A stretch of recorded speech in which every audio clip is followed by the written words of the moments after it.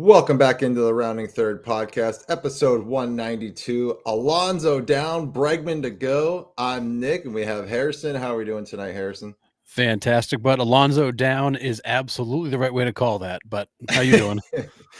Doing pretty well. I mean, we knew that was going to be a debacle, however that contract panned out, but we'll get into it here in a couple minutes. But first, make sure you follow and like us on Facebook. You can also follow on Instagram. Subscribe on YouTube, follow on Rumble and TikTok. You can also listen on Spotify and Apple Podcasts or wherever you get your podcasts. All right, and our affiliate programs, Dick's Sporting Goods, MLB Shop, and Lids. We provide these links on our social media websites. All you have to do is click on that link, buy a product from them, and we get a nice little kickback. It's a great way to support us without asking you directly for money. So please go ahead and do your shopping with these companies through our link and help us out at no extra cost to you. It would be greatly appreciated. All right, diving right in. Alonso back to the Mets. Finally, the saga is over. Saga, whatever, is over. 2 years, $54 million, $10 million signing bonus, $30 million in the first year, and he gets an opt-out for year 2. So if he goes in and hits his 50 bombs, he's going to opt out, right? I mean, I could see him opting out either way because clearly a 2-year deal is not what he was looking for, but it definitely puts him back in the driver's seat. It does, but again, you're a year older, you're 31, you still can't hit the high velocity fastballs. Is he going to be in the same market again? I think it depends if Vladimir Guerrero signs. Because Vladimir Guerrero would be a free agent next year. He would clearly be the class of the class. So if Guerrero's out there, I think that hurts Pete. If Guerrero's not, Pete actually could be the head of the class.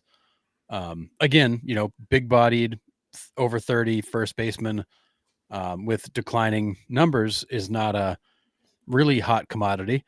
But I do think that, he may do better in a different market. I also don't suspect he's going to keep Boris as his agent. So he's going to he'll take another shot at this with somebody else who maybe will get it right, because I don't think Boris did him any favors. But I think it's the outcome he wanted. He's back in New York.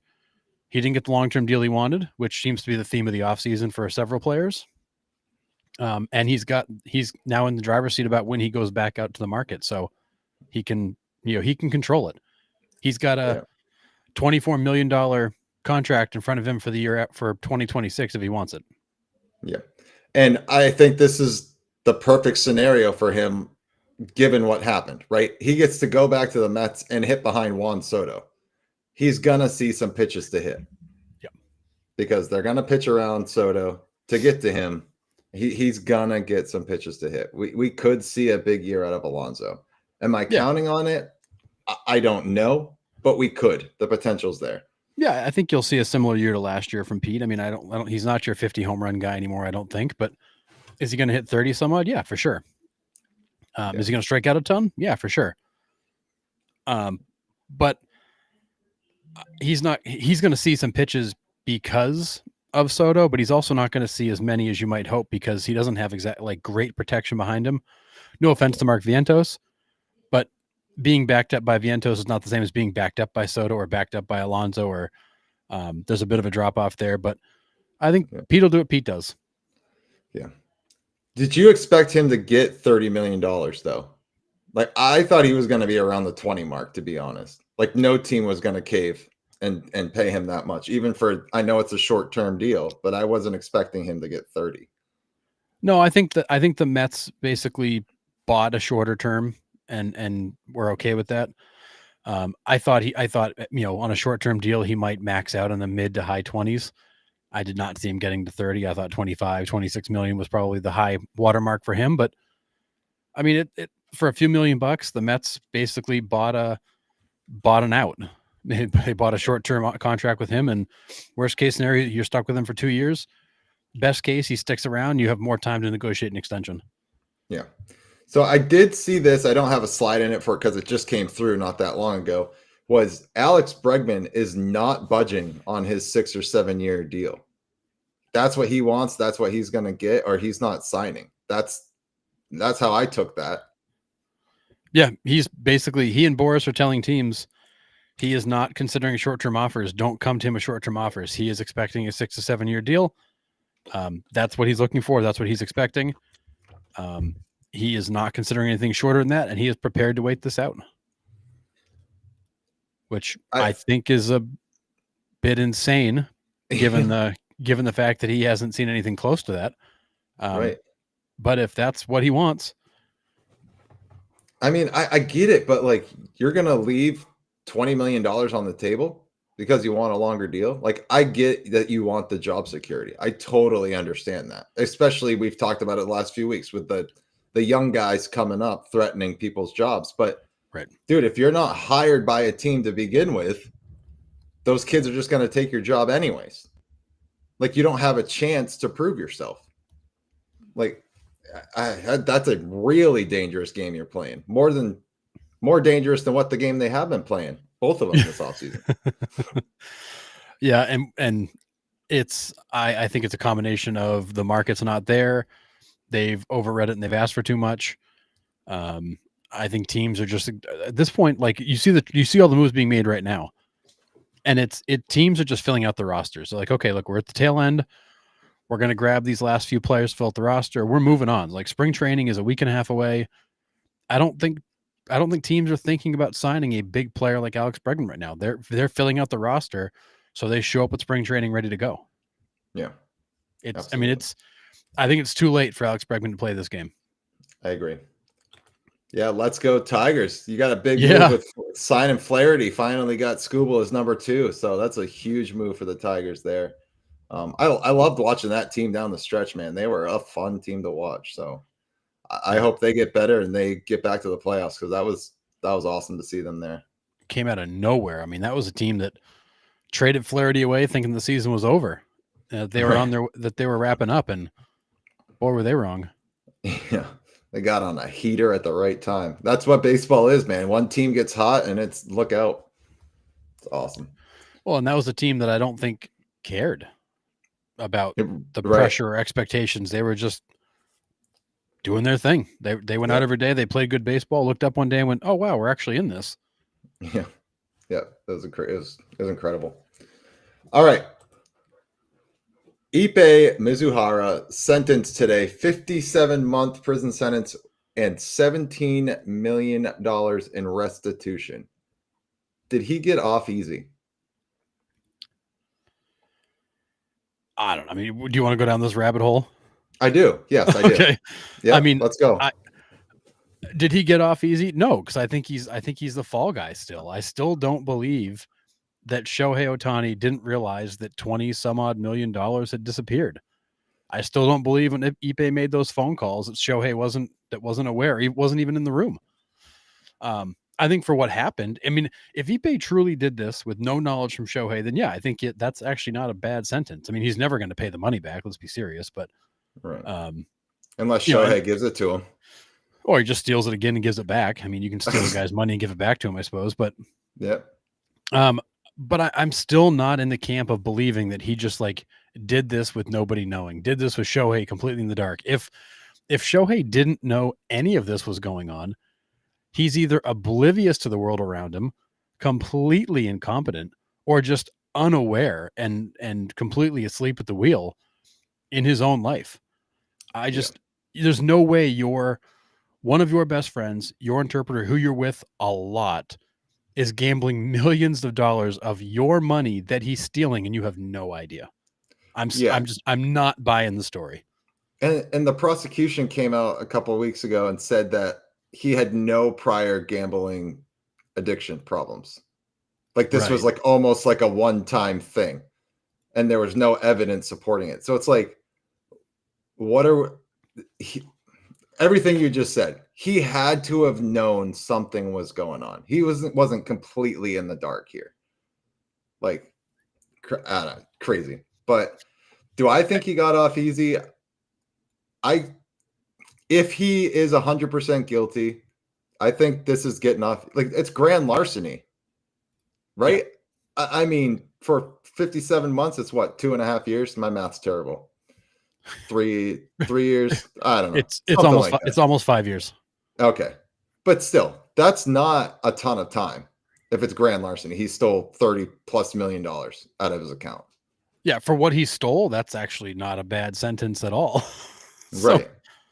So I don't know. but what and I'm not trying to be a conspiracy theorist or put a tinfoil hat on like we sometimes do, but given what he did, if people thought he truly acted on his own and truly stole all that money, that's not a 57-month sentence. Like that is a much longer sentence. So, yeah. like I said, if he truly did this, that's a really good sentence for him. He got off really easy. Yeah. But the fact that he got that sentence tells me they don't fully believe he acted alone here. Agree. And I will take that to my grave. I will die on that hill that Shohei was involved. Yeah. There's no way he was completely oblivious to the fact this was going on for as long as it was happening. Yep. I don't buy it. I'm with you. So something's fishy in there. What? I don't know. Right? We just don't have all the details, obviously. But something and you'll fishy never is get in them. there.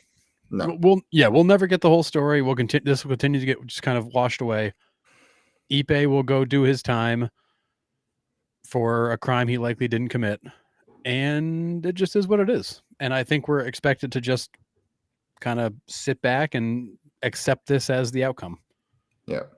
Do we know what exactly he bet on? I think they did release it at some point. I don't know exactly off the top of my head, but yeah, he bet on tons of stuff, all kinds of stuff, basketball, like football, hockey. Yeah, he bet on all kinds of random stuff.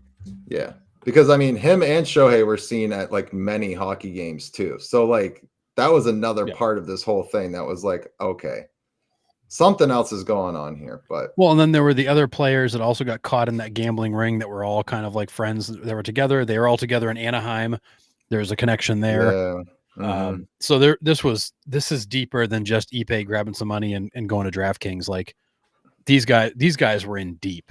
Yeah, absolutely.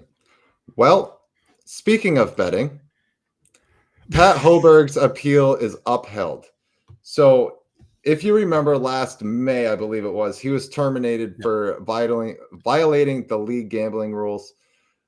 So what happened is he shared a legal sports betting account with a professional poker player and a friend, and then they turned around and gambled on baseball. So that's where the violation kind of occurred. So he didn't directly gamble on baseball, but indirectly did. So like, yeah, his account it's did. Yeah, so it's really weird. Now, it's hard to say this dude was throwing games when he's sitting there calling perfect games, game after game after game. I mean, rated top 5 umpire in the league, one of the best, if not the best at that moment. But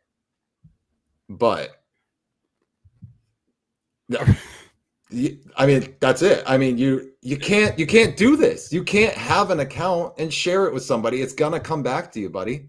It's just dumb. Yeah, and I honestly believe that's why he hasn't been banned. He's just been fired. I think it's because he didn't directly bet on anything. He just had a total lapse in judgment where he allowed a friend to go do it.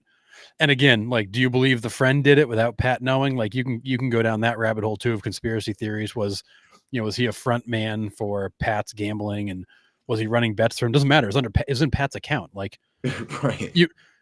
Literally, the account is in his name, and I cannot believe for a minute that somebody like this would make that big a mistake to let your friend bet in an account with your name on it. Like, that's just so dumb. Right. And this isn't new news. Like, gambling's been an issue for decades. Yeah, I mean, you can ask centuries. Pete Rose. I mean, you could ask Shoeless Joe. So I mean, let's go back to centuries. Like, you can't do it. What on earth are you doing? I wouldn't even play fantasy football if I have MLB attached to my name. Sorry, I'm not. I'm out. And I don't think they're allowed to play fantasy football if there's money involved. I think it has to only be a friendly, not Well then, non-betting game. well then, why did Tommy Pham punch? Was it Jock Peterson a few years ago? Wasn't that draft order or something? I don't know. I thought it was Who on. knows? I thought it was on the money from fantasy football that Mike Trout was the commissioner of. But anyways, Because he dropped the um, wrong player. yeah, probably. Um, but yeah, I mean, I just don't get it at this point. Like, it's kind of talking out of both sides of your mouth. We've talked about this before. Is like MLB is pushing DraftKings, which we're going to talk about later, but is pushing DraftKings and pushing FanDuel and pushing all these gambling sites, and then being like, oh, but by the way, guys, don't do it. Like, Yeah. it is kind of hypocritical. I get it, but as an employee of Major League Baseball, you know it's an absolute no. It's a don't do. It's a don't even think about it. Yeah. And then And here you are, June. You're doing it. but to your point, MLB has to be careful because the more you invite these platforms in, the more you're asking for players to get involved.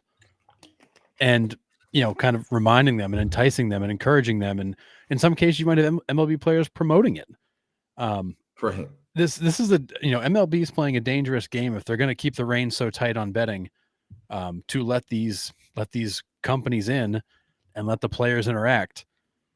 There's gonna be so much more of this, and the thing is, there's probably already a bunch of this happening that just hasn't been found yet. Right. 1,000%.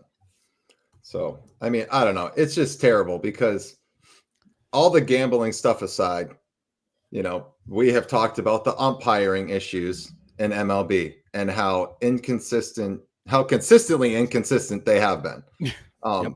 And this guy was one of the best. Like, I mean, that's also a tough look. Oh, it sucks. I mean, there's so few umpires as good as him, and to lose a guy who was that good and that consistent and that well liked too, Yeah. that hurts. Yeah. And that makes this whole thing just even worse because it's one thing if you fired like a really crappy ump, like you'd be like, okay, like that was dumb. See you later, pal. But like, this is one of your best umps. Yeah. And you're letting him go over what was such a terrible lapse in judgment and stupid mistake, but it's the rule, and these guys know it. Yep. Yeah, it's zero tolerance, and it has to be. They have to stay consistent on that. Yeah. Yeah, you give a little bit, you create an exception, and you might as well throw the whole rule out. Yep, exactly. All right, moving on to some signings. These signings aren't big signings, like Harrison said at the beginning. They're kind of all fillers here. But Ramon Laureano, 1 year, $4 million to the Orioles. Are the Orioles content with what they have, or are they upset with their offseason? They interviewed David Rubenstein a week and a half ago, and he was talking about the salary, need for salary cap and the spending's out of control and all that. But he made the comment of that, we're at the highest salary we've been at in forever. Like, this is the highest salary the highest total payroll they're going to run. There's moves they would consider making, but they're for the most part done. And this is what they're gonna head to camp with. I think they still like the young core they have. I think they have faith in the pitching staff they have. And I think they're banking on these young guys continuing to move forward to fill in some of the gaps of players they lost. But I don't think you can realistically look at that. You can realistically look at that roster and say, yeah, this is another 95 plus win team. I don't see it. No. I mean, we were kind of predicting the Red Sox to be like 87 and 73, whatever that math is. I kind of picture the Orioles being around that same spot, maybe even a little bit less, because you're banking a lot on Bradish coming back and being good off an arm injury. Right. Zach Eflin being the top of your rotation guy, Grayson Rodriguez to take another step forward. You're banking on a lot of youth. And I mean, we've seen teams with a lot of youth do really well, but they're in a tough division. So I don't see it. And I would say the Orioles offseason was a failure. I'm just going to flat out say it. I think it was a failure. There was pieces they needed and they didn't get them. Yeah, I mean they certainly did not improve. They're not a better team. I'd say they're not even as good a team. So it's hard to call it anything but a failure from where they've been. Now, if some of these young guys come back or go out and have massive seasons, and maybe we'll look like fools, but I look at the competitiveness of the AL East. I look at the landscape of baseball right now, and I don't see the Orioles as a 90 plus win team. And I've No. seen some, you look at these Pacoda standings, the expected ratings and all that. I don't know what these guys are running their numbers on, but I've seen predictions where the Rays are a 90 plus win team. The Red Sox are 500 again. I don't know what they're doing, but I'll pull up the latest. The standings make zero sense to me. Yeah, you'll have to share that because that's crazy. I mean, I don't even see how the Rays win 80 games, to be honest. I don't. But Yeah, so neither here or there. so I got them right here. So Pacoda standings as of today, the projections for 2025. They have the Baltimore Orioles 89 and 73. They have the Yankees at 88 and 74. They have the Blue Jays at 85 and 76. The Rays at 82 and 79, and the Red Sox at 78 and 84. Okay. Yeah, they have the Kansas City Royals at 82 and 80. They have the Twins winning the division at 85 and 76. They have Detroit finishing at 79 and 82. I don't even know what to make of these anymore. Do they have the A's winning the AL West? No, they have them 70 and 92. They have the Rangers at 89 and 73 winning. Houston at 86 and 76 in second, and Seattle same record in third. Huh. I got nothing. But yeah, I mean it's a big disappointment, I think, for the Orioles. It's a letdown for the fans too, because they see the young core, they see Corbin Burns and what the potential of him being there long term could have been, and you lose him to free agency, and you don't even really make a bid to keep him, and you don't fill in that piece. I mean, you have Gunnar Henderson still. The dude's going to be a perennial MVP candidate for years to come, for as long as you can keep him. But you needed to add some bigger pieces, especially in that rotation, and they didn't. Yeah, I mean, you don't lose Corbin Burns, sign nobody, and feel like you've gone somewhere. Yeah, exactly. There's, right away you're probably 4 or 5 games worse just based on that. Easily. All right. Randall Grichuk, again, not a huge signing, re-signs, re-ups with Arizona, 1 year, $5 million. I put his 2024 stats in here. 106 games played, almost a 300 batting average, 12 home runs, 46 RBIs, and a 2.2 WAR.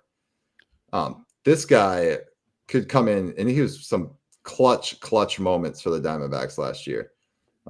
Solid players, not going to hurt you. It's going to, come through with a big hit. I think this is a great signing for the Diamondbacks. Yeah, I don't disagree. I mean, and this is a guy who's been around the league for 11 years. He's got 200 home runs, a career 252 hitter, 602 runs batted in. I mean, he's been around a while. He puts up relatively good numbers wherever he goes. Yeah. Has only been a full-time guy maybe twice in his career. Right. Otherwise, he plays half to 2/3 the time. But a guy that just he goes out there and plays good baseball. When you call his name and you put him in the lineup, he plays pretty good baseball. Yeah. And every team needs a guy like that can, for sure, be off the field for 2 games straight and then come up and go, 2 for 4. And and that's Grichuk for sure. Yep. He just gets stuff done. Yep. All right. Harrison Bader, 1-year deal with an option for 2026 with the Twins. Maybe this is why they had the Twins winning the division now, this signing alone. Probably, yeah. That would be my guess. I mean, that puts him over the edge. I mean, and it'll be great because he'll play 80 games? I'm going to guess Harrison Bader plays all 160 after Buxton gets hurt in the first 2. Oh, yeah, good point. Yeah, that's what I said. Is this just a signing to fill in for Buxton when he gets hurt? Yeah, but I mean, Bader gets hurt almost as often as Buxton does. Well, facts. But I mean, again, the Twins have yet another player on the roster that plays half the time. Yeah. It's like now you just got to hope that they all play at like different halves. So like it's when Buxton goes down, somebody, Royce Lewis is playing. Then when Royce Lewis goes down, Buxton is back, and then Harrison Bader just keeps filling in. It's crazy. It is crazy because the Twins have a ton of talent. They just can't stay on the field. They can't. None of them. Yeah. It's unreal. All right. It's insane. Yeah, my boy, Ryan Brazier, DFA by the Dodgers after posting a 1-0 record with a 3.54 ERA over 29 games. He only pitched the back half of the season for the Dodgers because he was out with like a strained oblique, I think, for like the first 3 or 4 months. And then he was traded to the Cubs for a player to be named later and cash. And I put $2 here in quotes because, well, that's what I think of Ryan Brazier. But anyways. And $2 would count as cash. When they say cash, it literally could be $1. Right. But in order to be traded, he has to clear waivers, right? When you DFA somebody, he has to clear waivers, then they get him back, and then they can trade him. Yep. Yeah. And I mean, and Brazier, as you show here, like he was pretty good for the Dodgers. Yeah. I was actually, I mean, we were laughing a couple weeks ago. We looked at the bullpen and we're like, which one doesn't belong? It was Brazier. He was obviously like the odd man out. Right. And then when the Kirby Yates signing happened, we were kind of like, oh boy, like that's probably it for Brazier. Yeah. And here he is. He was like DFA'd like the next day. Yeah. But I mean, it's as much hate as I have for this guy because of the time in Boston. He's gonna, I think, add some value to that Cubs bullpen. I really think he will.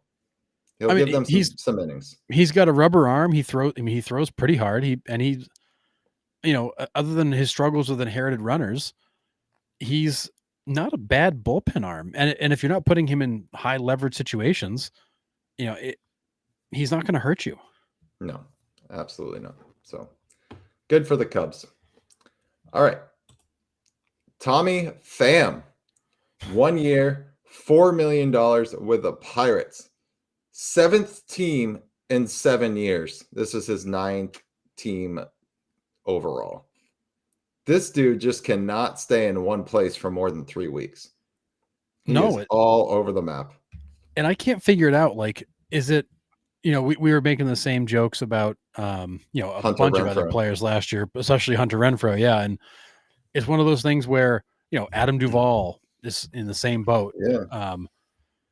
It's one of those things where it's like, is it because he doesn't fit with the team, or is it because like his skills are good enough that like there's always a team that needs that guy?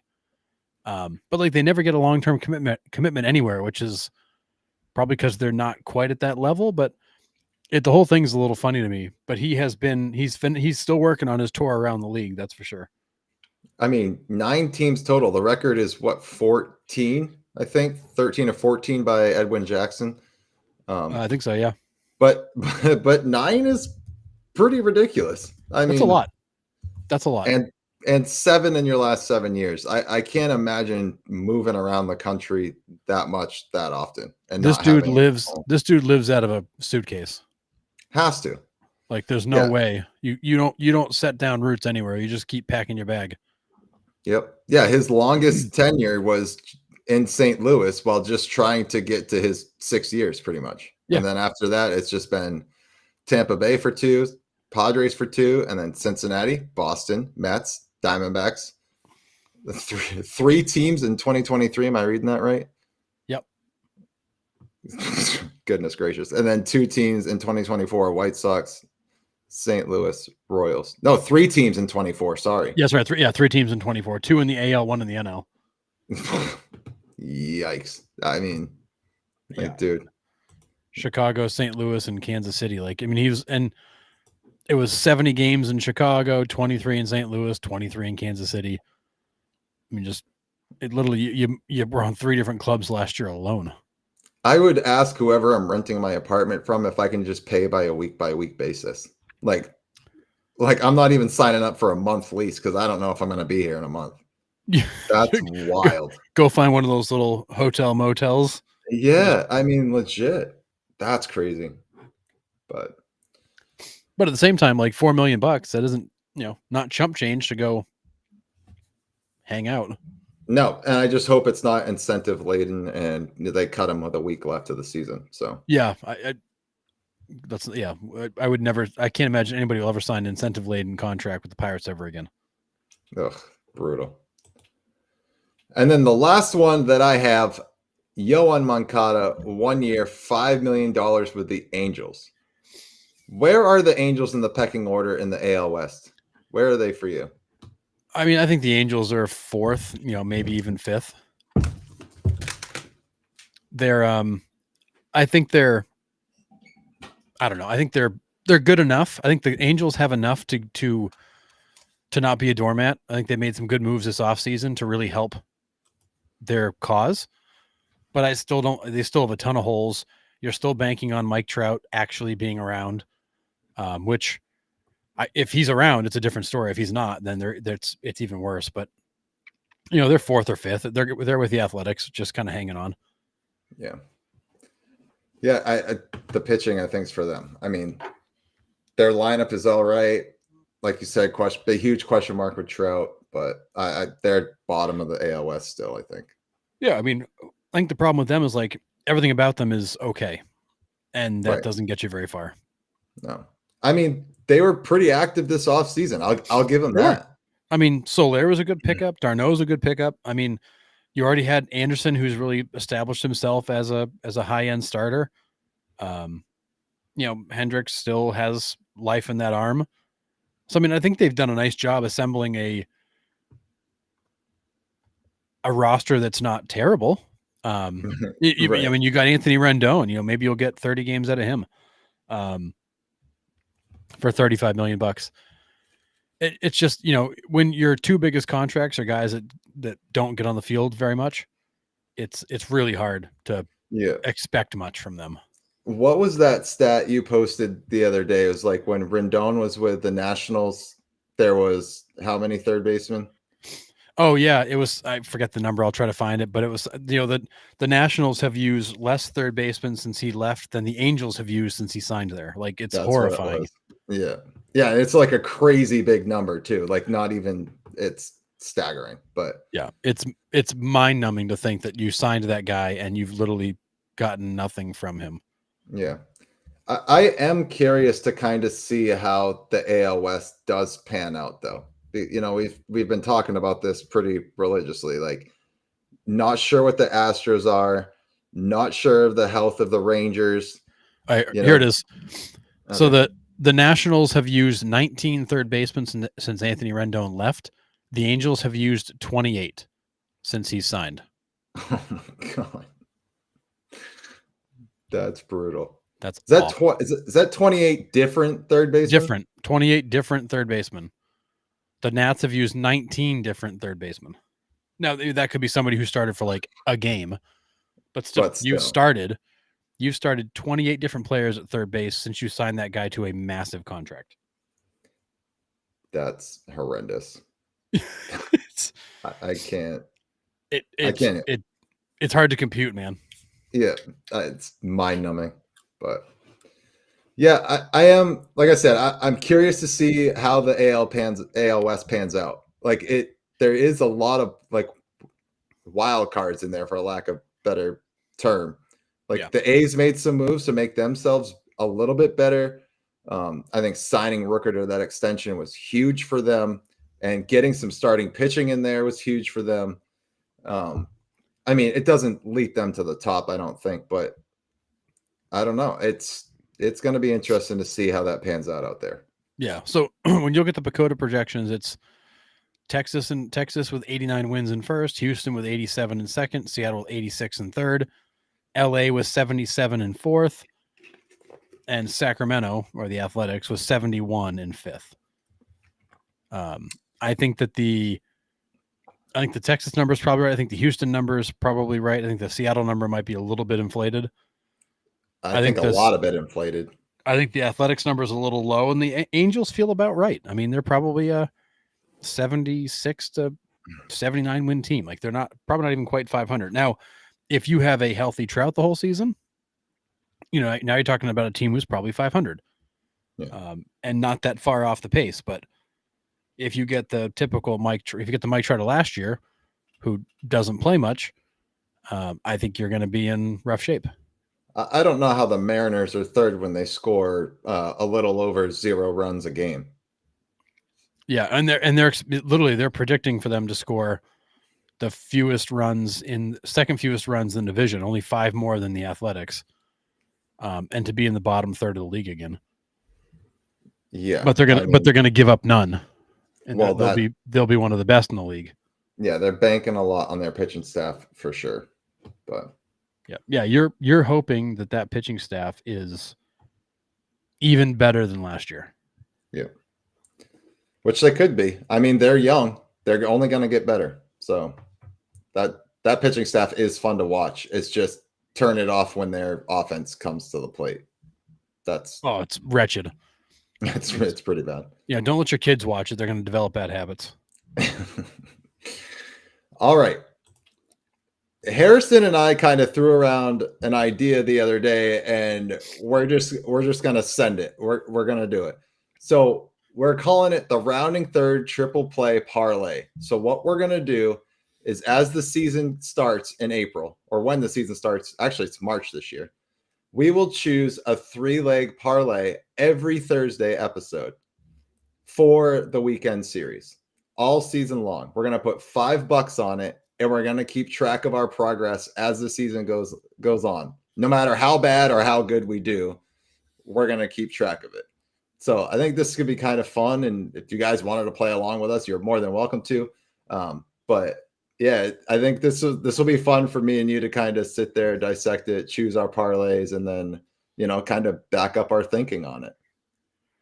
Yeah, I mean, honestly, I'm not much of a gambler other than fantasy football, so I think it'll be fun just to kind of look at the options, say, hey, we like these, let's go with them. But if nothing else, we'll see how good we are as gamblers, and then also how comfortable we are and how good we are at being able to predict performance over the weekend. So it'll be fun. I think it'll be a fun time. Yeah, absolutely. Like, I'm kind of new to it too. Like, we're actually going to spend some time after the show and kind of look at it a little bit more. But yeah, we're kind of pumped and thought it'd be a kind of cool segment to do every Thursday. Yeah. So. Nick, even a blind squirrel finds a nut every once in a while. We may accidentally win one of these. You never know. Yeah, who knows? But pretty cool. All right. I'm going to toss it over to you, Harrison. All right. So let's get into some this or that's. Let's get into some little debate topics. All right. We got that? Yep. All right, this or that. So I got a few in here. We'll see how far we go. All right. Let's dive right into the topic that we started to allude to earlier in the show. What is the status of free agency this year? Are these players that are greedy and overvaluing themselves, or do we have owners that are just being cheap? Wow. All right. Hit me with a We're getting right after it, Nick. Oh man. Don't say both. Don't be middleman Dan on this. But it is both. But I think ultimately it is the greed from the players. I think the owners have come out and said that, like, hey, like, this is what we make, this is what we can pay on payroll, like, and that's that. Like, we can't compete financially with the LA Dodgers or the Boston Red Sox, even, or the New York Yankees. We can't financially do it. We can't give Alex Bregman, Pete Alonso $35 million a year. Hell, $40 million a year for Shohei or Soto. Like, we just can't, or we have to mortgage the franchise. So it's not necessarily them being cheap as being like, if I sign this dude, I got to turn around and sell the team. And I think it is the players like pushing for that top dollar. I mean, look what Bregman's doing right now. He's like, I'm not signing unless it's 6 or 7 years. Yep. Like, yeah, it's not necessarily top dollar, but it's job security at a number he's looking for. And he's not going to sign for less. So it's part of that is greed. And I think it's their agents not reading the market, which we've talked about the last month or so. So there's part of that. And that's part of the greed thing, right? I mean, the agents are going way over asking price or what the owners would sign them for. and that's what they're running into. So yeah, that's greed. Now, are some owners cheap? Yeah, we were just talking about Yeah. the Pittsburgh. We were just talking about the Pittsburgh Pirates owner for sure, right? I mean, Yep. you cut Rowdy Tellez 4 plate appearances before his performance bonus. That's bullshit. To put it mildly, that's bullshit. You can't do that. That's cheap. That's a cheap move. But I think overall, it's the greed of the players and the agents. Yep. Yeah. So I'm with you on all of those thoughts. It is, I think it's a combination of the owners are, they're being a little cheap. They want to run this thing profitably and not mortgage the future. I think it's a little bit of I think there are some front offices that are uncomfortable with where contracts have gone to. And they don't want to be the front office that makes the big bet that goes bad. I do think that there is a level of kind of indifference too, where I think some front officers are like, I could go sign that guy for $30 million a year, but I'm still going to finish third in the division. So what the hell does it matter? Right. And I can't be competitive against these guys because the gap is too big. But when you break it all down, I really do think that the player side of the equation has gotten ridiculous. I think the expectation of these 9, 10, 11-year contracts has gotten crazy. I think the AAVs have gotten crazy. Juan Soto, what is that? 50? Was he 55 million a season? Yeah, I think it's up to 55 if he ends up. Oh, that's right. It's 51, but it opting out. becomes 55. Yeah. 51 million bucks a season.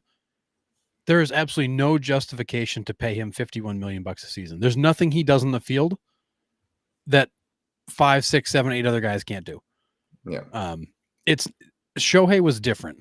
And I think Shohei broke the market because with Shohei, you didn't just get a player, and still 70 million bucks. Shohei as a player is not worth 70 million bucks. He's just not. But Shohei as the marketing asset is worth 70 million bucks. And that's the difference. Shohei brings you a whole country, a new fan base, merchandise sales, ticket sales, media rights, distribution, you name it. Shohei brings you a whole country. And that's why you paid him 70 million bucks. He's a marketing asset more than he's a baseball player. Yep. Soto's just a baseball player and a very one-dimensional one. And there's zero justification to pay him that. There are other guys that do what he does. And I would argue there's other guys that do what he does even better. But I think that Shohei broke the market and now everybody's chasing that number. Pete Alonso's a great example. He wanted what he wanted and he had no options. I mean, there were literally no options. And it was down to him just begging the Mets to let him come back. Yeah. Now, I don't blame the players asking for these long-term deals because, as we've talked about the last 2 or 3 weeks here pretty regularly, these young kids coming up and taking their job. So, like, listen, dude, like, if you want me, I need job security. So, like, yes, that's greed, but it's also like, hey, like, you got to protect me. Like, I need to make sure that when I sign this contract that I'm going to have a job. Like, these kids aren't coming up and just going to take it from me. Sorry. Yeah. So that's part of the greed equation for sure. Like, it just is. I would want that. I would want job security. Yeah. I mean, I totally get it. I've said it before. I think the economics of baseball are broken. In a guaranteed contract world, you're asking the team to take 100% of the risk on that contract. Yeah. So if I say, hey, Pete Alonso, 7 years, 150 like the Mets offered, if he gets hurt or sucks for the last 4 years of that contract, he gets paid no matter what. Right. So like in the NFL, if you suck or get hurt, well, you're gone. You get cut and your contract's void. See you later. You don't get a dime. Yeah. And that's why the NFL is able to take some of these bigger gambles on contracts, because if it doesn't work, we'll just throw you out. Like, we're not required. We may guarantee some of the contract, right? But it's not all guaranteed. Yeah. So yeah. I think that I just think the economics of baseball are broken. The contracts get longer, the dollars get bigger, and the risk is 100% on the owners for that contract. The players have no risk once they sign. Yeah, I agree. But all right. let's stay on this track. So, who is the bigger problem in baseball? Is it the Dodgers or the Marlins? Here are some stats for you. The Marlins payroll since 2020 has been $429 million. The Dodgers payroll for 2025 is about $375 million. The Marlins payroll for 2025 is set to be about $73 million. They're going to be outspent by the Dodgers by over $300 million. So when you look across the league, which team is the bigger problem? Is it the Dodgers and their excessive spending, or is it the Marlins not spending jack? You're giving me questions where I could literally sit here and pick both. I know. hate this. That's the fun part with these. Oh God, man, this is a hard one I mean, because we're going to rip right into the headlines we're reading every day. Let's just Yeah. get after it. I mean, it's not because it's not just the Marlins that are doing this as well, right? We've talked about this. It's the Marlins. It's not. the They're it's just the they're just Pirates, the it's- biggest opposites. right. Absolutely, I get that, but Yep. but it's kind of leaning me towards choosing the lower teams because there's a lot of them that aren't spending what they should be. Now, they tend to be in smaller markets, so they don't have the money to spend. I get that. You know, your Colorado Rockies, your Miami Marlins, your those markets, right? They just don't get the revenue every year to turn around and put into payroll. I mean, you look at a Miami Marlins game, a regular season Miami Marlins game. There's what, 20 people in the stands, maybe? Yeah. No Wow. one goes to those games, right? It's just like the Tampa Bay Rays. Nobody goes to games there. That's kind of the issue. We've talked about it for weeks. Like there needs to be a cap, there needs to be a floor. And the teams need to spend to get to that floor, or they could face the same penalties that the luxury tax teams are paying. Now, the deferrals were put into place to try to help these lower market teams spend, and the Dodgers are just exploiting it. So I don't know. I can't say that the Dodgers like single-handedly are the issue when there's 6 or 7 teams that aren't spending. So I tend to lead towards the lower teams not spending. Okay, and that's As much as that I really hate to say that because disclaimer, I hate what the Dodgers are doing, but it's within the rules and they're exploiting it. A rule that was put into place to help these lower market teams, and these lower market teams aren't really doing it. They might defer a little bit here and there, but you don't really hear about it as much as you do the higher market teams. right. And so I do think this gets into the whole argument, salary cap, salary floor. The Dodgers are a great example of needing a salary cap. The Marlins are a great example of needing a salary floor. However, when you get into the argument of salary cap and salary floor, what you're doing is you're taking the control out of the hands of the owner of the team. So like we talked about the whole rule change where pitchers have to go 6 innings unless this, that, and the other thing. Right. That's kind of like a salary cap and a floor. You're taking the flexibility out. The Marlins are in full rebuild mode. They're going to bring in a bunch of young players. They're going to basically give them on the job training. They're going to see who's good. They're going to build the team up from that. You put a salary floor in place, you can't do that anymore. You're going to be required to keep some level of veterans around, spend so much money. Now you're going to be clogging up your roster with veterans. You can't get the young guys in. So like, I understand that argument. I also understand the argument for the salary cap because what the Dodgers are doing, nobody else can do. One of the highest revenue teams in baseball, ownership group that's got more money than they know what to do with, and exploiting the rules to their advantage. Again, all allowed. Right. But, they're at the opposite end of the spectrum where they are completely exploiting their riches and their opportunity to basically build a dynasty. Equally bad for baseball because now read the comments on MLB's Facebook page anytime the Dodgers sign somebody. People just scream, I'm not gonna turn it off. Why should I watch? There's no point in watching. Just give them the trophy now. Like, Yeah, I get it. You still got to play the games. These are equally bad, but I lean towards what the Dodgers are doing is not something somebody else can do. Could the Dodgers do what the Marlins are doing? Absolutely. Could the Marlins do what the Dodgers are doing? Absolutely not. Right. And there's got to be a way to level that playing field. And as much as I hate the idea of putting a salary cap and a salary floor in place, because now you've taken the control away, the flip side of it is you have to create some guardrails so that teams can be competitive. Because if you don't, you're going to have a group of teams, probably a third of the league, that's never competitive ever again, unless they catch lightning in a bottle with some rookie group. You're going to have a handful of teams that are in the playoffs every year, which we've although we haven't had a repeat champion, we've had a lot of the same teams in the playoffs year after year after year. Yeah. Have we had some new entrants? Sure.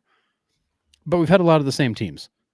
The only way to create the parity that MLB's after is to find some way to put a cap in place to keep the runaway train from becoming that. Yeah. Or it's fine if you want to defer the contracts. We've talked about this as well. But it's still whatever you're paying them for however long, you're paying Shohei Ohtani 700 over 20 years, is it? Or something Over like 20 that? years, yep. Okay. That $700 million counts against the cap in the 10-year contract that he's playing. Yeah, it has to count while they're playing. Right. Like, I don't care that you're paying him after. You can pay the whole $700 million after he's done playing if that's what he signed. But it should count toward the whole thing should count towards the cap, luxury tax threshold, whatever is in place at the time that he is on the field. Yep. Or any player that you've deferred. I mean, Bobby Bonilla will go all the way back there. Like, his money should have counted during that time, his whole entire contract. I know you're paying him out till 2032 or whatever it is. He's still got a little ways to go. Yeah, but it still should have counted against the cap at that time. Or tax threshold, whatever we're calling it. Yep. Yeah, because with Shohei, he counts like $45 million right now against the luxury tax. So for 10 years, that's basically $450 million. So you basically cut, what is that, 40% of the contract right off and don't even count it against them. Yeah. Like that's hard. Yeah. Yeah, and 40% of a contract off, someone from the Pirates is like, what? Yeah, we're just going to pay him $200 after he's done playing. Yeah, you're talking about saving $1 million versus saving, a couple $100 million. Yeah, crazy. But yeah, these are the headlines we're seeing every day and the debates that are being had around baseball, and I can see it both ways. But at the end of the day, you almost have to turn this into more of a socialist structure where everybody gets the same amount to spend. Yeah. If you truly want competition and parity, if you just want teams to be able to maximize and owners have the freedom and control, then let it be what it's going to be. But you need to be prepared for fans to be like, why am I still watching this game? Like, there's no point in watching. Yeah. It's 19-1 in the third inning. Like, I'm tuning out. Right. My team's going to finish 500 again and miss the playoffs, or my team's going to win 80 something games and they're going to miss the playoffs, or they're going to get booted in the first round by all these, all these elite teams. Yeah. It's like the old days of watching like UConn women's basketball. Right. Year after year after year, they just steamrolled everybody. And to the point where people are like, why do we watch this anymore? Yeah. But all right. Agree. Let's move on. Who is the next young breakout player? James Wood or Wyatt Langford? Now keep in mind, James Wood, we saw moments from him last year, just like Wyatt Langford, who got off to a crazy slow start and had a really good second half and a really good September. Which one of these two guys is poised to be the next young breakout player in 2025? I picked Wyatt Langford as my rookie of the year last year. I thought he was going to come up and have a monster season, and then he got hurt. So I'm going to stick with Langford. I think his speed, his defense, he can hit. I mean, he's got it. He just has to stay on the field. That's Wyatt's problem. I haven't seen enough of James Woods to really make a solid prediction on him, but I think I'm gonna lean towards Wyatt here. Yeah, totally fair.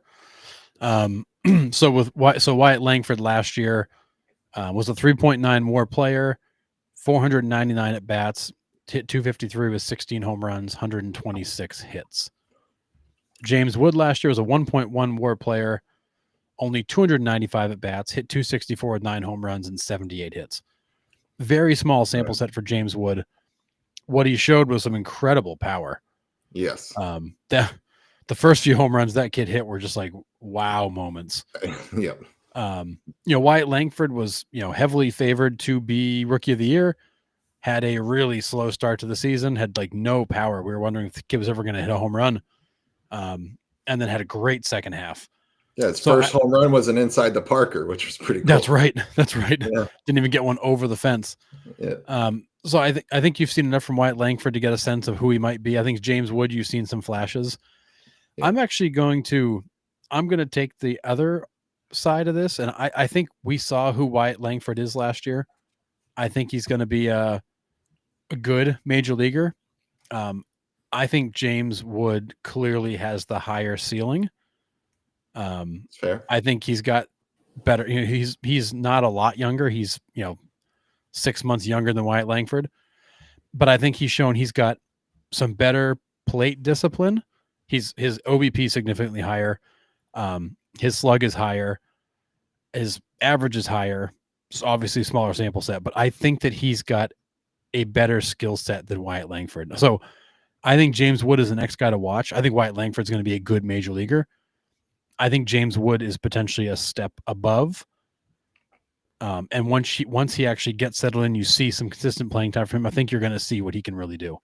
Yeah. And I think he'll surprise some people.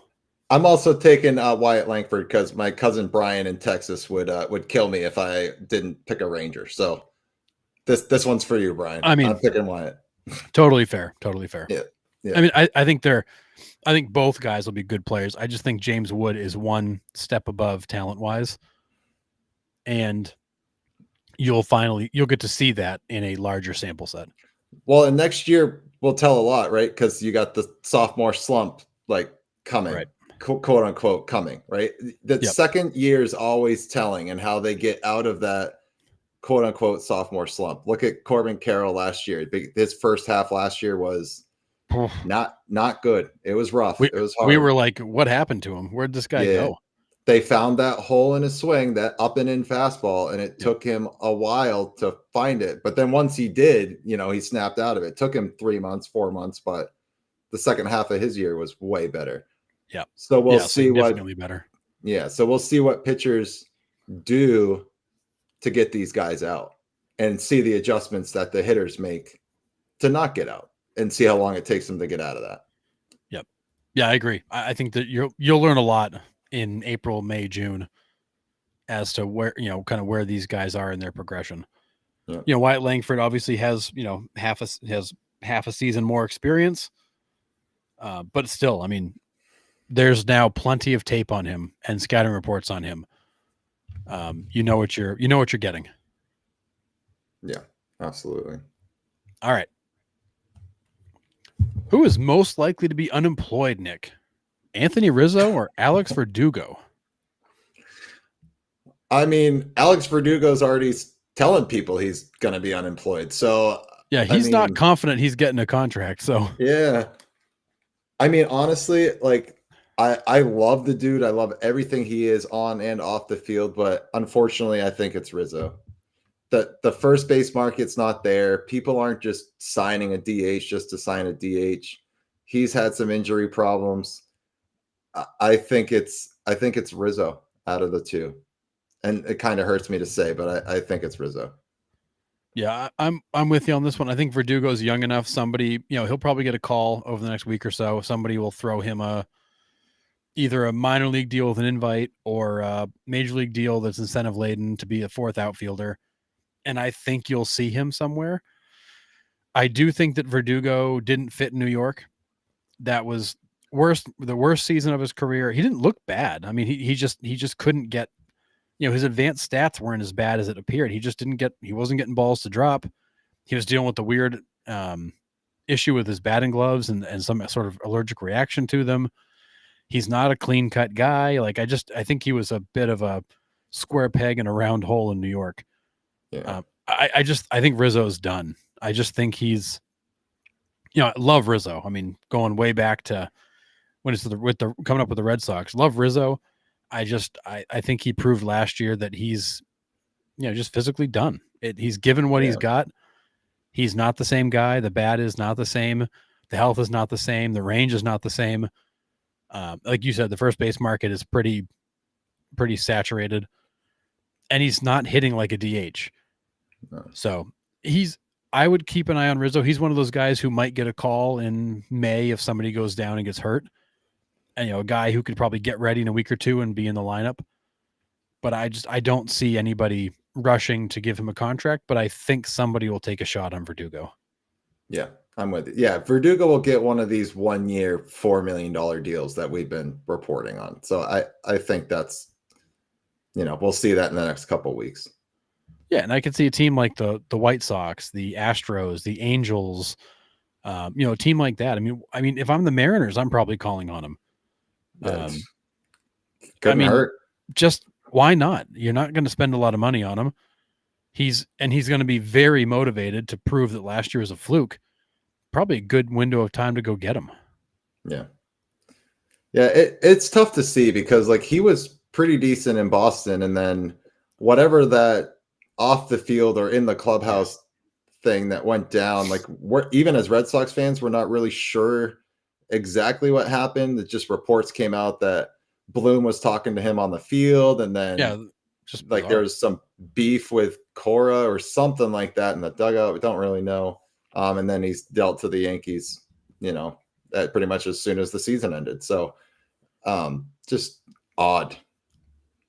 But and honestly, like he was at a point where like he was a solid everyday guy for the Red Sox. Connor Wong came up, like you didn't feel as bad about the Mookie Betts trade when Verdugo and Wong were up there and playing well. Like you're like, okay, like did we win the trade? No, obviously not. But like this isn't as bad as we feared. Right. And then all of a sudden he gets shipped out of town for a bag of balls. And you're like, what the hell happened? This guy was, he was so key for the Red Sox. I mean, granted they weren't winning, but he was such a big part of that offense and seemed to be fitting in so well. Then all of a sudden he was just gone. Yeah. So something happened in the clubhouse. Not really sure exactly what, but and they kept talking about availability and all this stuff. It's almost like he didn't want to play one day or refused to go in or was, I don't know. There definitely is more to the story that we'll never hear. Right. But the end in Boston was fast and it was weird. Yeah. It's like that employee that always shows up like 5 minutes late to every meeting or every shift. And you're just like, all right, dude, like we've had enough. Like, just come to work on time. Yeah. Just show up on time. That'd be fantastic. Yeah. So, but yeah, it's just very weird. But yeah, I think somebody's going to take a shot on him. Yeah. I wouldn't even mind seeing these guys take a shot at him. See the Royals take a shot at him because they've got, for not a lot of money, if you can get 100 games out of him, let him hit and prove his worth, that'd be a good deal. Yeah, definitely. All right. You want to get into some news, Nick? Yeah, let's do it. All right. Where do you want to start? You want to talk? Let's go a little off the beaten path here. Let's go talk about TV deals. We love TV deals. Oh goodness. This is your wheelhouse right here. I love this stuff. The economics of baseball are my favorite. All right. So ESPN is currently paying MLB $550 million per season on average in their current TV contract where they do Sunday Night Baseball. That contract runs until 2028. So apparently Major League Baseball and ESPN are discussing whether or not ESPN's going to opt out of that contract after this year. So in March of this year, ESPN has the opportunity to opt out of the remainder of that contract. So 25 is already set, but they could opt out of 26, 27, and 28 and either dump the contract or renegotiate the contract. $550 million a year for one game a week? For Sunday Night Baseball, yep. Yikes. Well, I think is it the All-Star game too they get? No, or is that still Fox? Nah, it's still Fox. Yeah, that They is. might So, get yeah, they might get the home run derby. That's it. yeah. I'm looking at it right now. It literally is Sunday Night Baseball only. This is the 36th season of Sunday Night Baseball. So that contract runs till 2028. ESPN is at least considering opting out of it next month and finishing off 2025 as their last season as a TV partner at a cost of $550 million per year. Now, Apple pays $85 million per year for its baseball package, which obviously, and what ESPN pays is dwarfs that, and Apple only gets like, it's not even a game a week. It's like a few games a month. But what could end up happening is ESPN could opt out. They could negotiate a new deal. ESPN could walk away. There is a bit of a sticking point in here because ESPN is planning on launching a direct-to-consumer streaming product, and they want to include that in it. And MLB doesn't want that to stomp all over MLB TV. Right. Granted, games on ESPN are blacked out on MLB TV anyways because of the TV deal. But they continue to do this awkward dance with these TV companies about who gets to stream it, who doesn't get to stream it, blah, blah, blah. But in the meantime, as MLB is dealing with Diamond Sports and having to actually handle the broadcasts of 5 teams this year who lost their Diamond Sports deal, to have ESPN potentially also looking to back out, MLB can't get to a universal television deal fast enough. No, absolutely not. But if I'm ESPN, that's an obscene amount of money to be paying for one game a week. I would be looking to get out of that contract too. That's silly. So interestingly enough, though, Sunday Night Baseball draws an average of 1.5 million viewers each night. So so ESPN's actually doing okay on the broadcast, but yeah, it is a lot of money for one game. I would never would have guessed it was that much. That's wild. Yeah. And that's the highest they've seen since 2019. So ESPN, MLB is doing yet another awkward TV dance that's going to have a significant economic impact on the league, depending on where it goes. But if, they opt out of that contract, that just does it make it easier for MLB to get everything under that one umbrella that they've been trying to do? It would, but they're not ready for it yet. They were trying to line everything up to that 2028 date when this contract ends. So if ESPN says we're out starting in 2026, I think the only thing MLB can do is pivot to MLB TV and make it a featured game of the week on MLB TV and hope that more subscribers come for it. Yeah. Or, there's also conversation in the article about, the other deals they have with other partners. They've got, partnerships around with Fox for certain games. Obviously the playoffs are a big deal. They pay a lot for that. Yeah. But they really are looking at doing one of those massive media deals, and they really want to line that up in 2028 when all these contracts end. And this is going to potentially throw a bit of a wrench in that plan. Dang, that's crazy. Yeah. So I linked to the article in the chat. I can't imagine not turning on ESPN on Sunday night and not seeing Sunday Night Baseball. That'd be weird. Right? Right. Yeah. It just seems weird. Yeah. Well, because they used to have, was it Wednesday night too? I thought they had Wednesday night baseball for a while too. They did, and I think they dumped Wednesday night baseball and just took Sunday only. Yeah. Well, it's because you could pick out the key matchups, and nothing's really happening on Sunday night, so everybody does tune in for it. It makes sense, but yeah. Yep. Crazy. All right. So let's see if I can't follow the sequence of events here right. So back to our economics of baseball conversation. So Rob Manfred came out today and was talking about the emails he's getting from fans who are concerned over the sport's lack of a salary cap and concerned about the competitive nature of baseball. Manfred's response to it, to the media, was basically, this is an issue we need to be vigilant on. We need to pay attention to it. I need to determine whether there are things that can be done for those kinds of concerns. to make sure we have a competitive and healthy game going forward. So he is effectively naming the issue and acknowledging the fact they're getting a lot of feedback in the main office that this is a problem, and that they really want to give the fans the best possible product, draw people to the game, draw as many people to the game as possible. He did say, we can't pin the problems on the Dodgers. We have to look at this league wide, which fair. I mean, you do need to look at it league wide, positive and negative. But ultimately, acknowledging the fact that this is going to have an impact on the fan base. There are going to be people that are just turned off by the state of baseball, and they need to be prepared to fix that. Yeah, I think that's kind of one of the best things about social media is like they're hearing the fans' voice, right? Yeah. I mean, back before social media, you didn't get the feedback from the fans. You can get it immediately. Like news drops, boom, you get fan reaction just like that. Snap of the fingers, you got fans instant reaction. And this is an ongoing issue for sure. I mean, this whole offseason, it was just like Dodgers, Dodgers, Dodgers, Dodgers. Oh, Red Sox make a trade. Dodgers, Dodgers, Dodgers. So like fans league wide, like it's not a good look league wide.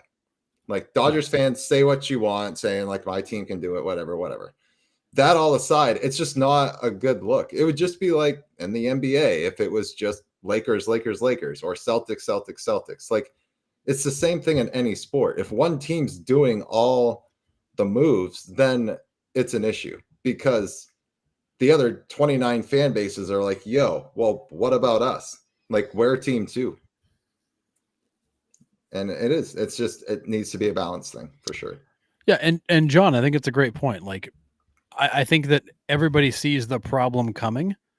They see the issue building, but it probably is not like a push the red button, let's panic moment yet. Because if the Dodgers go win 4 World Series in a row, then certainly there's a problem. But I think MLB is trying to acknowledge the fact that like they don't want to let it get to that point, because by the time they win the 4th World Series, most fans in MLB are gonna be like, why the hell am I still watching the game?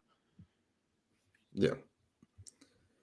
1000%. Which brings me to my next point, which is there is a meeting in Palm Beach, Florida this week of Major League Baseball's owners. Now, these are not necessarily the standard owner meetings. These are the owners getting together to talk. And what is the topic? Salary cap. So the owners are getting together. No decisions are going to be made by the time the meetings wrap on Thursday. But the league office is there with the owners. They're taking a look at where they want to go in terms of economics and labor. And effectively what this is, it is a pre-CBA planning session. Yeah, because the general feedback is all owners would like a salary cap. They want to put a ceiling on this thing.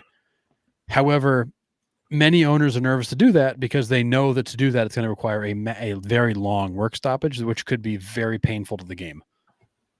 Agree. And they're pointing to all the same facts: revenue disparity between teams, and obviously they're being responsive to the fan complaints, how deferrals are handled, the calculation of that sort of stuff. Rob Manfred is also putting things like changing the way TV distribution is handled to maybe allocate revenue differently, not necessarily pro rata, maybe based on revenue to try to level the playing field. So really, this is the owners getting together with the main office to say, okay, like we're going to go into negotiations for a CBA next year. Like, what are the topics that we want to focus on? What do we want to push on? What do we not want to push on?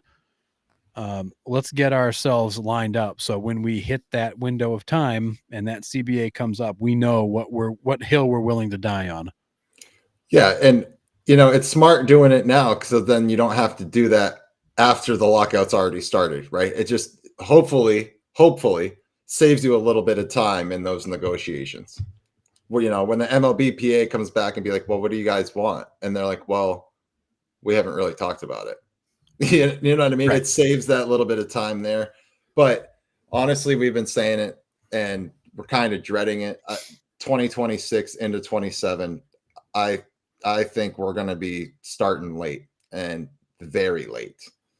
Yeah, I mean, I think you need to be prepared for a long work stoppage if they're really going to push this Yeah. issue. Yeah, I don't see this.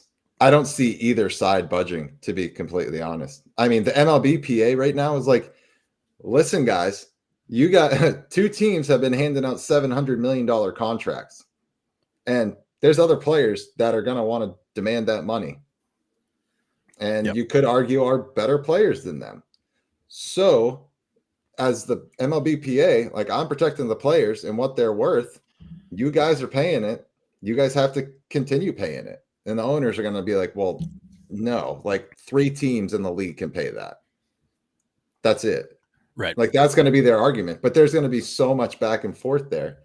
I know you bring up all the time where like you have to frame it so it shows that the same amount of money is still available to everybody, but league wide, right? Not just in 5 or 6 markets. It can be available from all 30. The same amount of money is just dispersed between the 30 instead of 5. Exactly. So, if you put a cap in place and bring the top end down, you got to put a floor in place and bring the bottom up. Right. And that way you can create the same basically pool of money around the league. It's just spread out more evenly. That may cause owners on the lower end to want to sell who don't want to put that much money into it. But if they can alter TV distribution, if they can, because that, like I was saying, when you put the floor in place, like you take some flexibility away, if you can find a way to better balance the revenue mix, then that would let you give those, that would allow those teams to make that move and be able to support a floor of a sort. So the CBA expires at midnight, December 2nd, 2026. And basically the comment in the article is be prepared for a work stoppage. A lockout appears effectively to be guaranteed at this point. And one of the people interviewed, Steve Greenberg of Allen and Company, who often he has sold many MLB teams. It's without a salary cap, the value of MLB teams will continue to lag behind the NFL and NBA. And that's been the case. NFL teams and NBA teams tend to get higher valuations because owners don't like the economic system in baseball because there's no control. There's no, you have no cost certainty, no cap, no bottom. Like it's a free for all. And that doesn't work for many people, as we've talked about, don't want to get into this business, spend billions on a team and then throw more money at it. Right. Yeah. John, I don't know like what percentage of vote is needed to pass it. I would guess it's something like 2/3, but the other coin is the MLBPA. Like they can just flat out be like, no. And then that's where the kind of lockout happens. It's just, you're just going back and forth until one side gives or no side gives. And we're sitting here 5 months into a lockout. So I don't know exactly how they determine. Probably to be like, yes, salary cap. Like if the owners want it, 2/3 vote would probably pass it for them. But then if the MLBPA votes against it, then it doesn't matter. Like both sides have to agree on it. So it's not just a Harrison salary cap. Yes. Me salary cap. Yes. Okay. It's in. Like the MLBPA can also just be like, well, no. So that's the issue. And exactly. And that is collective bargaining. Collective bargaining is not the ownership group getting together or the owner is getting together and deciding what rules are going to put in place. They've got to decide what they're going to ask for. The players union decides they're going to ask for. They've got to meet in the middle and sign a contract. Because if the two sides don't join hands, then the owners have no players and the players have no jobs. And that's where, this is effectively nothing more, no different than like what the auto union does with Ford and Chevrolet every so often. Like you have to use, here's my list of demands. Here's your list of demands. We put them side by side. What's different? What can we work out? If we can't come to agreement, we don't sign and nobody works. If we come to an agreement, we sign, everybody goes back to work. But I would fully expect, and the article's even prepping us that there will be an extended lockout because there are enough owners that are willing to pursue this issue that they're not going to roll over on this one. This is going to be the fact they're meeting almost 2 years ahead of it tells me how important this issue is to them. And that they're going to take this one, I think, to the end. I mean, they have to, right? I mean, listen, the Colorado Rockies, I know I keep bringing them up as an example, but the poor Rockies, but like the guy doesn't want to just sit there and get his face kicked in every single season. He wants a chance to compete. Yep. He just doesn't have the revenue to do it. Yes, he's in a really hard division. I get that. But like they don't have a chance. They don't have a chance in hell to compete. They can't compete in free agency. They can't then turns around and they can't compete on the field. The only way that they can do it is to build a farm system and hit on every single draft pick that's major league ready when they're 20. Like that's legit the only shot they have to build a team. Like they can't. Yeah, and you think back to the earlier 2000s when the Rockies were really good, and I mean, hell, they even went to the World Series against the Red Sox. You know, that was a team they spent money on, but like the salaries weren't anywhere near where they are now. Right. You know, those big payrolls were like 120 million. So I mean, they've proven they'll spend money, and they also had young players. Yeah, I think team relocation is just an owner's vote. I don't think the MLB. Decision. Yeah, I don't think MLBPA has anything to do with that because that doesn't really have to do with players' monies. Like that's just what's best for the league, I believe, is how I would view that. Right? Am I correct in saying that? The players' union only votes on anything that. Hang on, hold. Yeah, that's a great one. I love that one. That's awesome. Matt Holliday still hasn't crossed home plate. I love it. Oh man. So the players union gets to vote on anything that alters the game or the conditions of the game or the finances of the game. So obviously the CBA, which dictates, you know, things like salary cap, luxury tax, all that stuff they vote on. Rule changes the Players Association gets to vote on because it does impact the game on the field. Any changes to like safety requirements, stuff like that, the Players Association gets to weigh in on. But in terms of like, you know, team names, locations, even expansion, the players union doesn't get to vote on.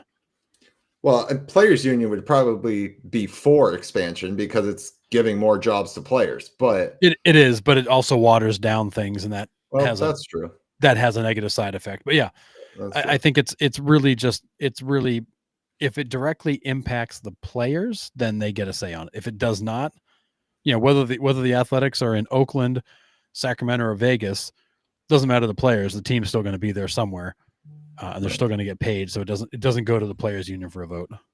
Yeah, I think MLB still as a courtesy kind of fills them in and gives them a chance to offer an opinion, but they don't actually get a vote. Right. Yeah. Dang. So speaking of teams with no home, Rob Manfred again, you know, he's working the media pretty hard lately. He came out today and also gave I would say a strong commitment to Tampa that they are working through every possible scenario and solution to keep them there. Rob Manfred is not willing to talk Orlando. He's not willing to talk relocation. He's not willing to budge from his stance of we've made a commitment to Tampa, that area, and we will see it through. So as it stands right now, they are continuing to work with St. Petersburg as well as the county on the ballpark repairs, the new ballpark. They're confident they'll get this done. It may not be in the exact time frame they thought it would be, but they remain committed to keeping the Rays in Tampa Bay for the foreseeable future. And they are not entertaining other options at this point. I mean, it makes sense, right? Because the ballpark was passed, right? Like it's a done deal, right? It's a done deal. Yeah, the ballpark has passed. Obviously, they still have to put the whole financing package together, but they've approved the county providing funding. Right. So that would be really shitty for them to do all of that and then just be like, all right, we're going to Orlando. Like, so, I mean, like, I definitely understand that. I can see why he's like, all right, we're fully into Tampa. We just got to make this work. Like, are we at Steinbrenner Field for 4 years until this ballpark gets built, or what does it look like? And do you even put the money back into the Trop? Because you got to gut that place. Yeah. Right? You got to completely gut it. I mean, it's a big. It was 50 something million, right? Last we Yeah, looked. I think so. So what's interesting is, so in the last, and I think Rob Manfred's comments are all about calming Tampa, because 2 days ago the St. Pete mayor came out and said, we're ready to move on if the Rays are. Like, we'll do something else. We'll develop the site differently. We'll find something else for the space. Yesterday, the mayor of St. Pete came out and said, we're not going to do this deal at any cost to us. Like, we've got requirements and limits. We're not going to do, just anything because they ask us. And then Manfred came out today and backed Tampa Bay, I think, because he's trying to help move this thing along. Yeah. Because I think everybody's getting a little spooked. Orlando's making an aggressive push. They've got the money. They've got the backers. They've got the location. They could probably get a ballpark done faster. And I think there is some concern that the Rays are just going to pull the plug and go. And I think Manfred's trying to calm them and say, no, we want to be here. And ultimately, even the Rays ownership group says, we want to be here. We don't want to leave, but if we have to, we will. And they've been in this awkward standoff as they try to work through this thing. And I mean, we, like, in a lesser way, went through that with the Portland Pirates here in Maine. The Portland Pirates were an AHL hockey team. They're like, hey, you guys need to redo the Civic Center. This place is outdated. We need it remodeled if you want to keep our team here. If you want us to sign a new lease, you have to remodel the place. So the city of Portland remodeled the whole entire stadium. Next season, what did they do? Boom, moved to Springfield, Mass. Yep. So, like, it does happen. So the Rays could do that. They just be like, you know what? Like, this isn't going as fast as we want. Being at Steinbrenner Field is not working. We need to go. Yep. Yeah, and I think that the one thing to keep in mind too that's worth mentioning is that St. Pete voted to contribute their portion of the new ballpark. On December 17th, the county voted to contribute their portion of the new ballpark, which brings them to, like, I think 40% of the money is public. There's a lot of other sources after that, but the ownership group's also chipping in a huge chunk. But the one thing that all this does is that it's pushed the opening of the ballpark back probably a year, because they wouldn't be ready for opening day in 28. You're not going to open a ballpark middle of the season, so you'll just open it in 29. The other problem too is with the 2 years it's taken to get to this point, the Rays want to go back and renegotiate because the cost of construction's gone up.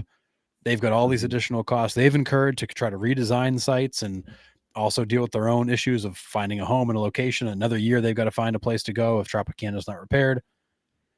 So the Rays are also pushing to take another look at this. So it's very much like Rob Manfred is standing in the middle of these two, trying to keep them from, throwing punches at each other and diffuse the situation a little bit. But ultimately, like, the Rays aren't getting what they want. The county and the city aren't exactly getting what they want. They're still, although they've approved things, nobody feels like this is like a done deal. We're going to hold hands and walk into the future together. Like, there's still a lot of questions. Yeah. I mean, this isn't, you're not wrong here, Mr. Clams. Like, this is an issue. This is an issue too. Like, it's part of the whole entire story. I think that the Rays don't draw. They don't. And the only time they do draw is when the Red Sox are in town. The Yankees are in town. Like, that's the only time they do. But I don't know. Where do you think, your gut right now, what do you think happens? I mean, I think ultimately they stay in Tampa. I think that's where the ownership group wants to be there. MLB wants to keep them there. I think as attractive as Orlando is, it's moving's always hard. Picking up a major league franchise and dropping it in a new city is hard. And I don't think anybody wants to do that right now. So I still say they stay in Tampa. But I will say, if they can't make progress with Tampa over the next few months to keep this thing on track, they may have to go somewhere else. Yeah. Because if they're going to add another year to the project after already adding, now you're talking 2030. You're so far down the road, it's almost worth just saying, forget it, we're out. But I think given where they're at right now, they stay in Tampa. If this thing gets any worse or more delayed, I think they have to consider moving somewhere else.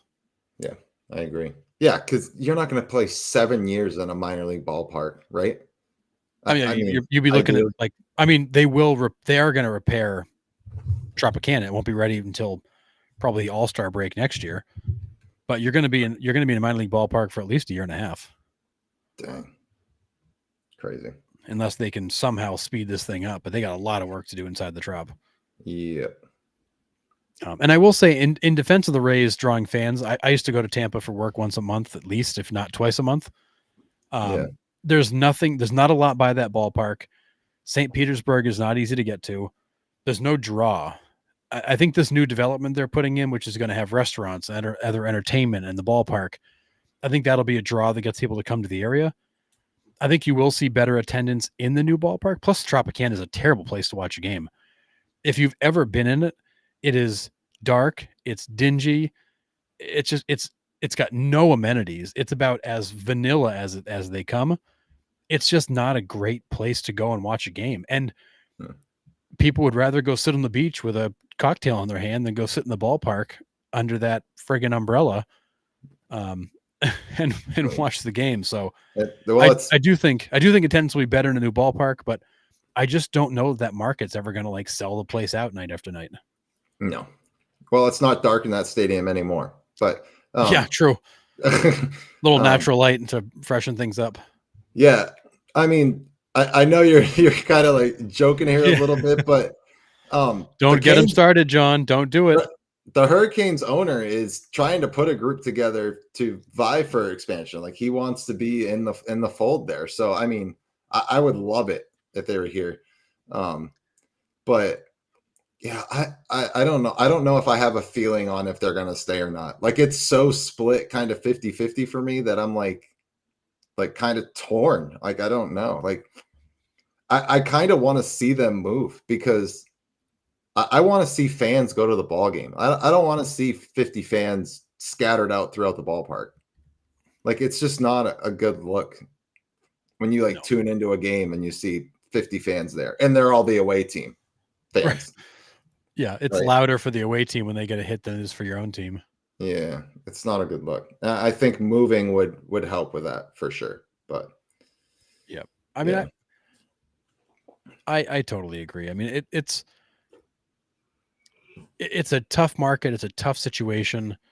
I do think that a new ballpark will help them, but I don't know that this is ever going to be that kind of market that gets like 100% behind a team. Because, back to the point, that Mr. Clams made, 99 games and 1.4 million in attendance, like one of the best teams in baseball, and people still didn't show up. Brutal. A new ballpark will help that some because there'll be more reason to be there. But I don't think people realize that getting from Tampa to St. Pete at 5:00 on a Tuesday is not a cakewalk. No. It's traffic. It's a lot farther than it seems. And you're competing with the fact that you're in Florida, like you're on the coast of Florida. You're literally surrounded by beaches, boating in the summer. Restaurants, outdoor restaurants. I mean, it's just hard. And, great point again, there so many people in the Tampa area aren't from there. Like they already have a team. They're a Yankees fan, a Mets fan, a Red Sox fan, a Dodgers fan, wherever they come from. Like, they already have a team. Yeah. Yeah. Agree. All right. Do you have anything else for this evening? I got one more for you, Nick, and I shared it on our Facebook page, and I don't know if as many people saw it as I hoped, but the MLB released their 2025 all underrated team. So I'm dropping a link in the chat. So this one's interesting. And some of these players I agree with. Some of these I'm kind of surprised they're on this team, but let's go around the outfield. So left field, you got Taylor Ward of the Angels. I think a solid player who probably doesn't get a lot of attention. Yep. In center, you've got JJ Bleday of the A's, who I think is a highly underrated guy, and is a lot of fun to watch. In right field, you got Lars Nootbaar of the Cardinals. That one I struggle with because I don't know that he's good enough to be underrated, but at the same time, he's a pretty solid player. Yeah, agree. All right, around the infield, Jake Berger at third base. Yep.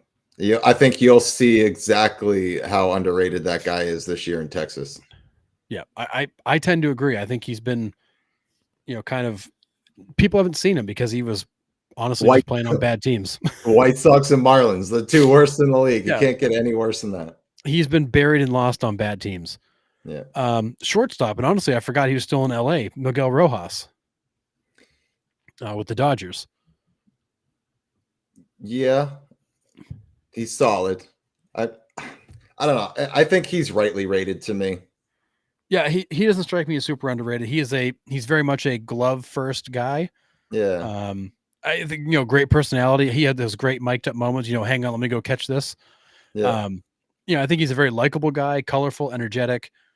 Great defender, so hitter. I feel like he's probably adequately rated. But Yeah, that's what I mean. Rightly rated. I don't think he's underrated much. I would agree. Second base, Gleyber Torres. He's too streaky to be rated for me, if that makes sense. Yeah. I mean, because there's some times where he is underrated because you see the back half of his season last year with the Yankees, he tore the cover off the ball. You couldn't get the dude out. And then you see him in the field the next inning and you're like, oh, there it is. So like, he's just too up and down for me to be like, he's completely underrated. Now he's got a fresh start in Detroit. He could fit right in with that team and he could just absolutely destroy that ballpark. So maybe he is underrated, but I think he's also rightly rated. I would think so. I think he's one of those guys who continually teases you with the talent, but never quite gets to where you think he'll get to. Yeah. Honestly, for me, what kills me with him is just how lazy he is in the field. Yeah. He could be a much better defender than he is if he just put some effort into it. He can be so lazy, and kind of spaced out. Agree. First base, Pasquatch, Vinny Pasquantino. I don't think he's underrated. I think the problem is he's not been on the field enough. Like he's battled injuries a lot. Yeah. I'm with you 100% there. I mean, I want to see what a full 162 looks like with Pasquatch because he can put up decent numbers. But I mean, and I guess maybe that's why they're going underrated because people haven't seen what he can actually do yet. But I think at this point he's rightly rated as well. Yeah, so 3 seasons he's played 72 games, 61 games, 131 last year. Yeah. So last year was your biggest sample set. He hit 262 with 19 and 97. Mm-hmm. I mean, 162 game season. That's 20, 23 and 91 is what they come up with. Yeah. I think it's probably higher than that. I think he's probably more like a 25 and a 110 guy. But you've got to be on the field to do that, and he just hasn't been able to be. Last year was his best season, and he still missed 20% of the year. Yeah, I agree. So I think this is going to be a big year for him to show who he is and prove that he's not a guy who's going to keep missing time. Yeah. Catcher Shea Langoliers. I think they nailed this one. Yeah. People have not seen him play because he was again hidden in Oakland. This dude can hit. This dude can play. Langoliers is awesome. I love him. That's a great pick. I think he's a stud in the making. He hasn't gotten the attention because he was buried there in Oakland, and I think that as this team rises, so will he. Yep. On the mound, Michael Wacha with the Kansas City Royals. This one I feel is 100% right because every time that guy's on the mound, he's incredible to watch. Yeah, and he's so consistent. Like very rarely do you see him go out and just serve it up, right? I mean, he's not going to blow you away. He's not going to, throw a shutout every time, but he's going to go out and he's going to give up 1 or 2 runs, give you 6 innings every start, and that's very underrated nowadays for sure. Yeah. So his last 3 seasons, so 2022 in Boston, 11-2 with a 3.32. 2023 in San Diego, 14-4 with a 3.22. 2024 in KC, 13-8 with a 3.35. Yeah. I mean, and he's going to make 20 some odd starts. Here's a He's solid. Yeah. He's solid. And I think because he's bounced around, I don't think he's really fit in. He really settled anywhere. Yeah. Here's a question for you in the chat here, Harrison. A lot of West Coast guys on the list. Are they underrated or is it East Coast bias? Honestly, I think it's because I think it's a little bit of East Coast bias, but I do think that you have a number of West Coast teams that are on the rise. Yeah, a lot of your East Coast teams, it's Braves, Red Sox, Yankees, Mets, Phillies. Like so many of your East Coast teams are like established. They're consistently good. The West Coast, you got the Diamondbacks that have been climbing. You've got the A's that are trying to climb. The A's that are trying to climb. Angels that are trying to climb. A's that are trying to climb. You got the Mariners that are trying to assemble something. Like you've got a lot of West Coast teams that are like trying to get over the hump. Did you just say the Mariners are trying to assemble something? Because I haven't seen them assemble shit this offseason. Well, they've assembled a great pitching staff. Their offense is still a work in process, but all right, fair enough. But I was just like, wait, they didn't assemble anything. You've got the Giants that are in the process of kind of rebuilding that organization. Like I feel like you do have a lot of West Coast teams that are kind of making the push to get over that hump and become contenders. I mean, look what the Padres have done the last few years. But I do think there's some level of East Coast bias. But when you look at it, so many of your consistent top of the league teams are all East Coast based. Yeah. I mean, you go right down the coast. It's Red Sox, Yankees, Mets, Phillies, Orioles, Braves. You just run right down the coastline, and it's all of your top Eastern teams. Yeah, that's fair. But I do think there's a certain level of that. And then, so lastly, your relief pitcher, Tyler Holton of the Tigers, who I think is probably correctly on this list, a guy with some really incredible stuff that we'll see a lot more of this year. Yeah, for sure. But I find it interesting. You got two Athletics on here. You've got two Royals on here. Both teams that have, Royals have made huge strides the last couple of years. Yep. The A's are about to make, I think, what's going to be a pretty big stride. And then just some other guys that I think have just not gotten the attention they deserve. Like, Berger hasn't gotten the attention he deserves. Tyler Holton's still very young, but Langelier's not gotten the attention he's deserved. Miguel Rojas, I feel like, doesn't belong on this list. Torres probably doesn't either. Taylor Ward's a good one, another solid guy. You could argue Mickey Moniak with the Angels is in the same boat, not getting a lot of attention. Yeah. The moral of the story is there's a ton of really good young talent, as well as a lot of players who've been around a little while that are kind of on the climb. Yeah, I agree. All right. Anything else for this evening? That's it. We're a week and a half away from spring training and less than 50 days from opening day. Is that right? Yes, that's right. We are almost there. We're close. All right. Very close. All right. We will be on next Monday night, not Sunday because of the Super Bowl and the Puppy Bowl. We don't want to miss the Puppy Bowl. The Taylor Swift game. Yep. So we will be on Monday night next week. But everybody stay safe during the Super Bowl. Enjoy the game. I hope both teams have fun. And we'll see y'all on Monday. Thanks for joining us in the chat. Like always, it's always great to fire ideas and comments back and forth with you guys. That's why we do this show. So we appreciate you guys stopping by, talking some baseball with us. We will be on next Monday, 9 p.m. Eastern Standard Time. See you then. See ya.